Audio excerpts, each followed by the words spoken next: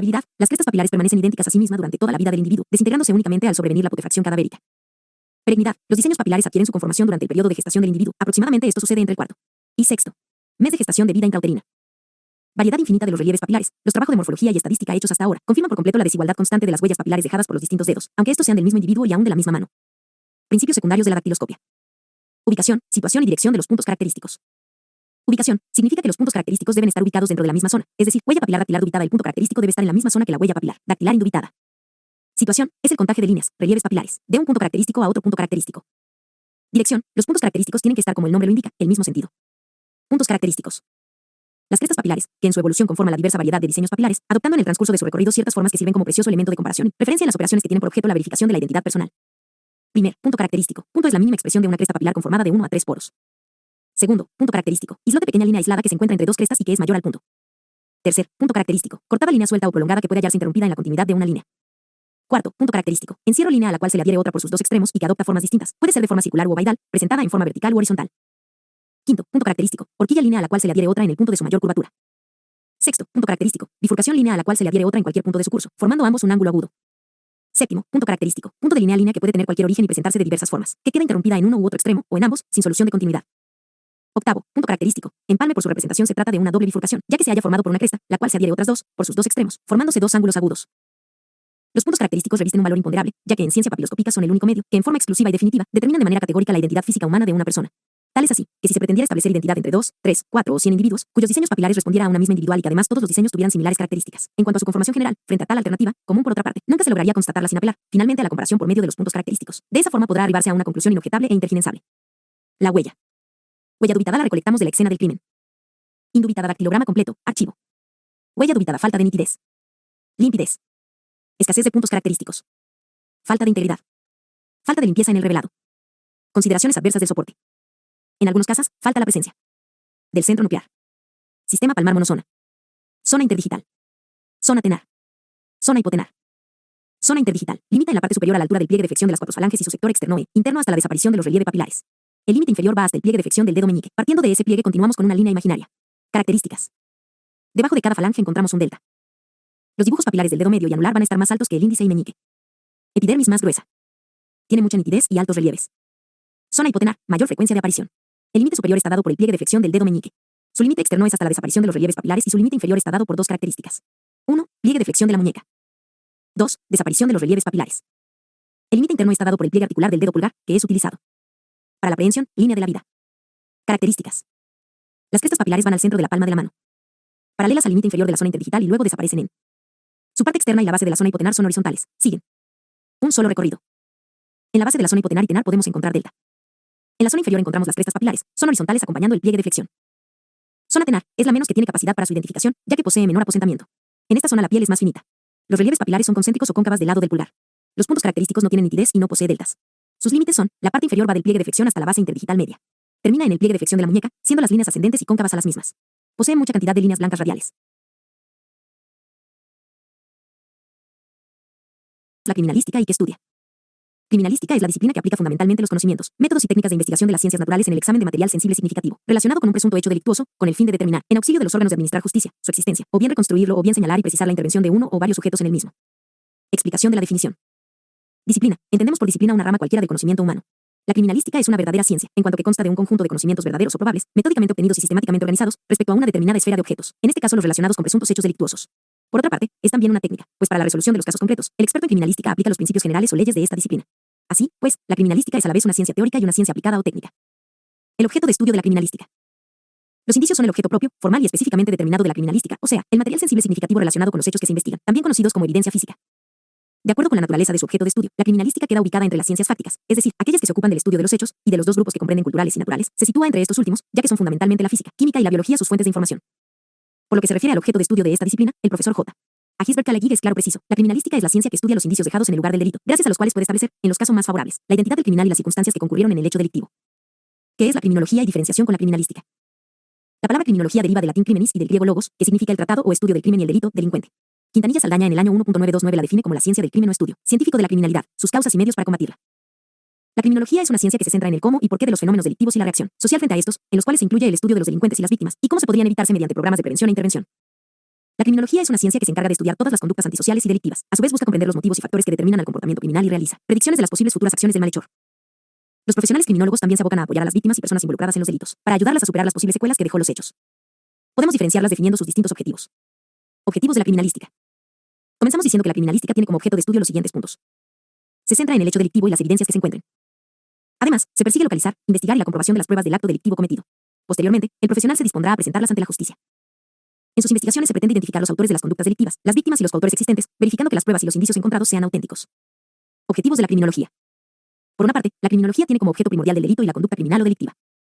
Identifica las causas y los motivos por los cuales se cometió un delito. Esto sirve para conocer detalladamente lo sucedido y a los criminales, siendo más sencillo prevenir delitos futuros. Estudia los patrones de comportamiento humano y social, refiriéndonos a los cómplices y a las demás personas que se encuentran implicadas. Analiza el comportamiento antisocial que pueda ser un factor de riesgo para la sociedad. Estudia también al delincuente, a la víctima en caso de que la haya y a los demás implicados. Mientras que la criminalística busca determinar la forma en la que se cometió un delito y el culpable del hecho, la criminología estudia el fenómeno criminal para comprender las posibles causas del hecho, así como se aplica a las ciencias de la psicología, sociología y antropología. La criminalista se encarga de ir al campo y estudiar los hechos de forma directa. El criminólogo se ocupa de recoger toda la información que proporciona el criminalista para su posterior análisis, de manera que le ayude a determinar la mayor información posible. Define el lugar del hecho y escena del crimen. 1. El lugar del hecho es el espacio físico en el que se ha producido un acontecimiento susceptible de una investigación científica criminal con el propósito de establecer su naturaleza y quienes intervinieron. 2. El lugar del hecho puede estar integrado por uno o varios espacios físicos interrelacionados por los actos del acontecimiento investigado. 3. El lugar del hecho se caracteriza por la presencia de elementos, rastros y barra diagonal o indicios que puedan develar las circunstancias o características de lo allí ocurrido. 4. El lugar del hecho se denomina escena del crimen cuando la naturaleza, circunstancias y características del acontecimiento permitan sospechar la comisión de un delito. 5. El lugar del hecho siempre será considerado potencial escena del crimen hasta que se determine lo contrario. 6. Verificada la existencia del lugar del hecho o escena del crimen corresponde inmediatamente su preservación, para garantizar la intangibilidad de los elementos, rastros o indicios que puedan existir y para evitar cualquier pérdida, alteración o contaminación. Clasifique los lugares del hecho y cite ejemplos. 1. De acuerdo a sus características. Típicos. Sitio en donde los indicios se encuentran en la misma área. A. Lugar de los hechos. Primario. Lugar de los hechos. Es el sitio o espacio donde se ha producido un hecho que puede ser delito y donde podemos encontrar evidencias. Se conoce también como la escena del crimen, escena del delito, lugar del suceso, sitio del suceso, etc. Atípicos. Los indicios se encuentran en lugares diferentes con respecto al lugar del hecho. A. Lugar de hallazgo. Secundario. Lugar de hallazgo. Donde se van a encontrar los indicios y barra diagonal o evidencias, cuerpo del delito, cadáver, armas, restos biológicos, etc. del delito cometido en otro lugar. B. Lugar de enlace. Terciario donde se pueden encontrar evidencias relacionadas al hecho investigado, dejados por el autor o víctima con motivo de desplazamiento dinámico o movimiento. 2. Tipo de lugar del hecho o escena del crimen. A. Escena en campo cerrado, casa, habitación, oficinas, edificios. B. Escena en campo abierto, vía pública, carreteras, avenidas, parajes, barrancas, parques, plazas, escenas de campo mixtas, centros comerciales, escuelas, baños públicos, edificios públicos, gasolineras, bancos, playas de estacionamiento. Diferencia entre indicio, prueba o evidencia y vestigio. Indicio es un indicador de que ocurrió un hecho y la evidencia un indicio confrontado científicamente para aseverar algo sobre ese hecho. La prueba es un argumento demostrativo para comprobar la existencia o no del hecho que se presume. Vestigio es indicio que nos permite inferir o deducir la existencia de algo. Indicio es un indicador de que ocurrió un hecho y la evidencia un indicio confrontado científicamente para aseverar algo sobre ese hecho. La prueba es un argumento demostrativo para comprobar la existencia o no del hecho que se presume. ¿Cómo se clasifican los indicios? Desarrolle, ejemplifique cada clasificación. Tipos de indicios. Indicios asociativos. Son los que guardan relación directa con el hecho que se investiga. Sangre en el suelo desprendida de la herida en la cabeza de una víctima. Indicios no asociativos. Los encontrados en el lugar de los hechos, pero no están relacionados íntimamente con el hecho que se investiga. Una pistola en el lugar y el arma homicida es un cuchillo. Indicios concomitantes. Son producidos al mismo tiempo del hecho. Huellas en el arma homicida, desorden de lucha. Indicios consecuentes. Son producidos con posterioridad al hecho. Por ejemplo, pozo en el patio para deshacerse del cadáver, pala y tierra en zapatos. Indicios determinados. Son aquellos que requieren solamente de un análisis minucioso a simple vista o con lentes de aumento y que guarden relación directa con el objeto o persona que lo produce. Una pistola, un vaso, un casquillo. Indicios indeterminados. Necesitan un análisis de laboratorio para determinar su composición, algún polvo extraño que con reactivo se verifique su composición química. Indicios identificadores. Son los que por su naturaleza sirven a identificar a la víctima, victimario, lugar de hechos, tipo de arma, lo anterior, por diversos exámenes y estudios siempre y cuando haya muestra testigo y muestra problema. Ejemplo, sangre encontrada en un lugar y un lesionado en un hospital, caso médico legal, en donde se hace una prueba genética y corresponde al mismo código genético. Indicios indeterminados. Son aquellos que requieren de un análisis completo para el conocimiento de su composición y estructura de acuerdo a su naturaleza física, siendo que de otra forma no estaríamos en la posibilidad de definirlo. Indicios inorgánicos. Pueden ser naturales, polvos, óxido, cenizas, manchas de origen inorgánico, etc. Y artificiales, tintas, armas, cristales, restos de incendios o de explosiones, papeles, monedas, etc. Indicios macroscópicos. Este tipo son los que pueden ser observados a simple vista. Indicios microscópicos. Son aquellos que por su naturaleza se requiere de algún instrumento, lupa, microscopio, etc. para su observación.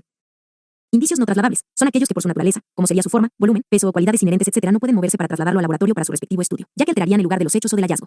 Ejemplo, impresiones latentes de huellas dactilares, ciertas marcas o huellas de herramientas, huellas de pies, zapato, neumáticos, etc.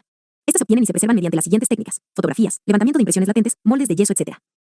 Indicios orgánicos. Pueden ser humanos, cadáver, pelos, sangre, semen, saliva, huellas, etc. Animales, restos y rastros de animales, y otros como alimentos, ceras o grasas. Indicios reconstructors son los que por su naturaleza, forma, características, estructura, localización, dimensiones y ubicación sirven para efectuar una reconstrucción de un hecho o dinámica. Lo anterior para corroborar o desvirtuar con las declaraciones, lo actuado en la reconstrucción y los indicios encontrados en el lugar. Esto es para ver si coinciden o hay contradicciones de los participantes. Indicios trasladables son aquellos que por su naturaleza, como sería su forma, volumen, peso o cualidades inherentes, etc. Se pueden sacar del lugar de los hechos o del hallazgo y se pueden preservar de forma adecuada para trasladarse al laboratorio para su respectivo estudio. Ejemplo, armas, pelos, fibras, etc. Las huellas se estudian de la manera siguiente. 1. Por su forma de producción. Pueden ser huellas por frotamiento, por arrastre, por apoyo, por impresión guiada, por impacto, por maculación de alguna sustancia, etc. 2. Por su procedencia. Pueden ser huellas originadas por herramientas, máquinas, aparatos o vehículos en movimiento, tejidos, fibras o ropas, regiones del cuerpo humano, calzado, pies descalzos, las manos, los dedos, las uñas, los dientes, los labios pintados y por otros instrumentos y objetos. 3. Por su morfología. Existe gran variedad de figuras o dibujos producidos por agentes vulnerantes, ya sean positivas o negativas, y cuando se cuenta con impresiones testigo o moldes de ellas, se pueden realizar estudios comparativos de sus particularidades entre las huellas problema y las huellas testigo, buscando afinidad cuantitativa y cualitativa de las referidas particularidades. Desarrollo y explicación de tríada de intercambio en un ejemplo conocido. El principio de intercambio dice que una persona o personas en una escena donde se ha cometido un crimen siempre dejarán o tomarán algo. Eso quiere decir que, de acuerdo a Lockhart, cada contacto deja un rastro. En la criminalística esto se refiere a la transferencia de evidencia que puede ser rastreada, como fibras, partículas de polvo o cabello. En este caso simplemente es la huella de la suela de un calzado, que se pudo determinar por el contacto con la zapatilla y la sangre en la escena del crimen, tanto el presunto responsable que deja una huella visible, como del imputado que se lleva sangre en la zapatilla. Métodos de identificación humano, vehículo, arma de fuego. Personas, método dactiloscópico, antropométrico, de laboratorio ADN, fotográfico, de testigos de familiares que reconozcan un cuerpo. Vehículo, por sus números de motor, de chasis, número BIN. Arma de fuego, número de identificación de registro, por tipo, calibre. Papiloscopia, descripción de historia, pilares que hacen una ciencia irrefutable. Desde la antigüedad se conoce que las impresiones de las yemas de los dedos tienen carácter distintivos, por eso las utilizaban para autenticar registros en arcilla. Recién en 1883, el francés Alphonse Berthelin propuso un método de identificación antropométrica que se basaba en la medición de las distintas partes del cuerpo, considerando las medidas generales, las de las extremidades y las de la cabeza. La antropometría es un mecanismo de eliminación, demuestra ante todo la no identidad, mientras que la identidad directa está probada exclusivamente por las señales particulares que únicamente pueden producir la certidumbre jurídica. Escribió en referencia al sistema que delineó y que fue utilizado en parte de Europa, pero que fracasó cuando descubrieron que dos personas podían tener el mismo conjunto de medidas. Casi una década después, en 1982, el inglés Francis Galton publicó el libro Huellas dactilares con los resultados de su investigación sobre el uso de los relieves dactilares con fines científicos. Esto es la determinación de las características raciales hereditarias de las personas. Aún se usan. En ese sentido, sugirió que sean utilizadas para identificación personal en contraposición del método de Berthelin que exponía un conjunto de medidas. La clasificación de Galton se basa en 40 rasgos de las impresiones digitales y fue en ellas que Bucetich, policía e investigador argentino, basó su técnica que resultó altamente confiable al punto de convertirse en la gran herramienta para la investigación criminalista. Actualmente vigente, fue perfeccionada y hoy existen técnicas de medición digital. El método de Bucetich. Galton había propuesto 40 rasgos para clasificar las impresiones digitales, y en base a ese estudio, Bucetich inició los suyos. Lo primero que hizo fue reunir 101 rasgos de las huellas y los clasificó en 4 grupos. Posteriormente, los simplificó en 4 características principales. A saber, arcos, presillas internas, presillas externas y verticilos. Con esa nueva clasificación, en 1891, la policía de la provincia de Buenos Aires inició el primer registro dactiloscópico del mundo. Al año siguiente, el método del policía argentino fue puesto en práctica con resultados sorprendentes. Un crimen fue resuelto gracias a su implementación. Con los resultados positivos de la primera pericia, las investigaciones avanzaron y el 9 de noviembre de 1903 la policía de Buenos Aires adoptó definitiva y oficialmente al sistema dactiloscópico creado por uno de sus agentes. Antes de eso, en 1894, el propio Bucetich dejó su investigación formalmente presentada en las Instrucciones Generales para el Sistema Antrométrico e Impresiones Digitales, idea de la identificación antropométrica. En 1904 escribió Dactiloscopía comparada, la cual fue oficializada en el Segundo Congreso Médico de Buenos Aires. El gran invento de Juan Bucetich, el sistema dactiloscópico. Ese último aporte bibliográfico fue traducido a varios idiomas, premiado y distinguido en todo el mundo. Con el paso de los años, distintos investigadores variaron los métodos de relevamiento de pruebas, al igual que el de comparación, pero la base continúan siendo los 4 rasgos fundamentales elegidos por Juan Bucetich, fallecido el 25 de enero de 1925, en Buenos Aires. A modo de homenaje por su invaluable aporte, en todo el mundo muchos centros policiales e institutos donde se estudia criminalística llevan su nombre. El primer caso de identificación por huellas digitales. Hasta la implementación del sistema ideado por Bucetich, las pericias en la escena del crimen no arrojaban resultados del todo positivos. Fue gracias a su aporte que en 1892, gracias al registro dactiloscópico, se pudo identificar a una asesina y resolver un doble y aberrante crimen.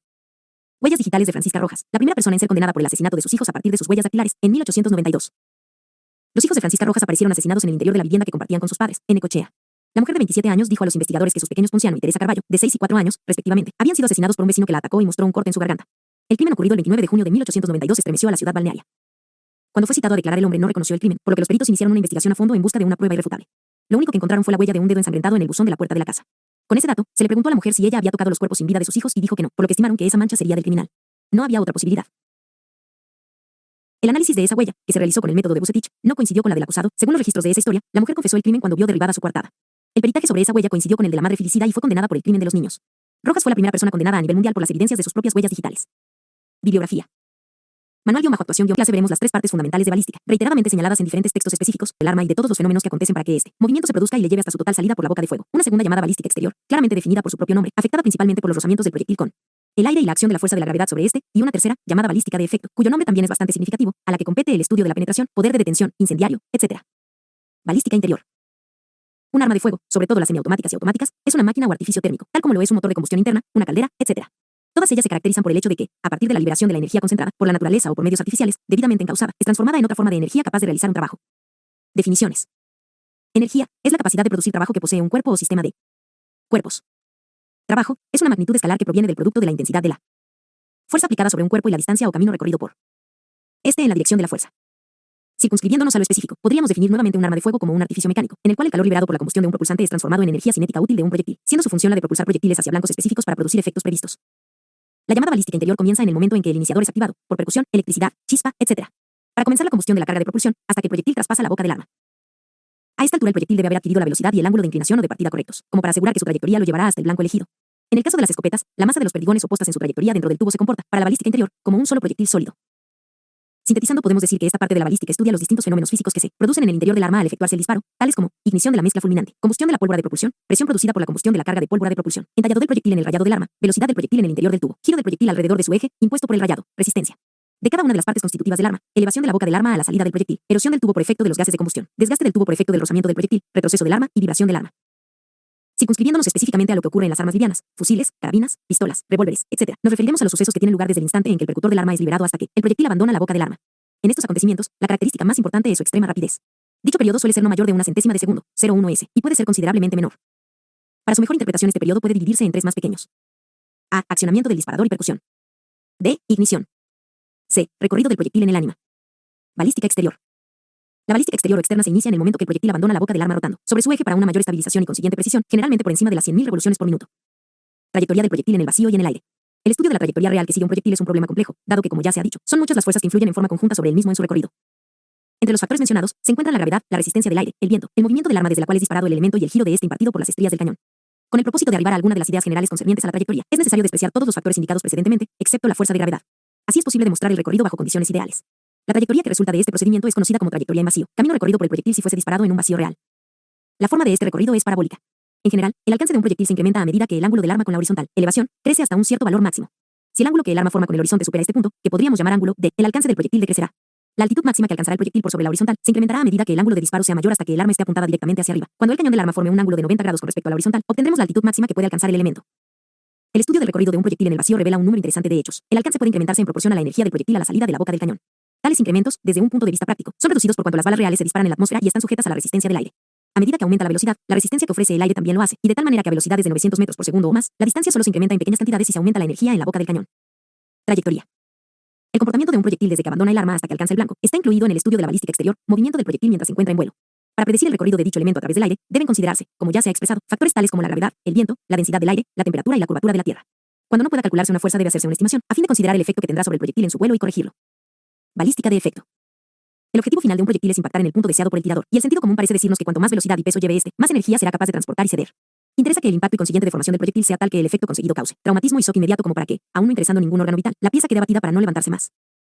La balística de efecto, también llamada balística terminal, concierne en sí misma a efectos de los proyectiles en los blancos, sean estos hombres, animales o estructuras físicas no vivientes. La ciencia de la balística terminal está mucho menos avanzada que la balística interior o la exterior, dado que el estado del arte de la instrumentación no permite todavía recolectar información extensa y confiable. Los efectos instantáneos que ocurren cuando un proyectil choca contra un blanco presentan al científico balístico un factor de tiempo en sus observaciones que es muy difícil de manejar. Los fenómenos que a continuación vamos a tratar están vinculados con los siguientes temas. A. Impacto, la penetración o perforación de un órgano, tejido, cuerpo o estructura física tal como una pierna, una pared de concreto o la puerta de un automóvil. B. Fragmentos secundarios en movimiento dentro del blanco por acción del proyectil actuante, tales como trozos de hueso o mampostería. Balística forense. http://ubicía, cualquiera sea el rol que desempeñe o la policía a la que pertenezca, debe poseer los conocimientos básicos de la criminalística, el correcto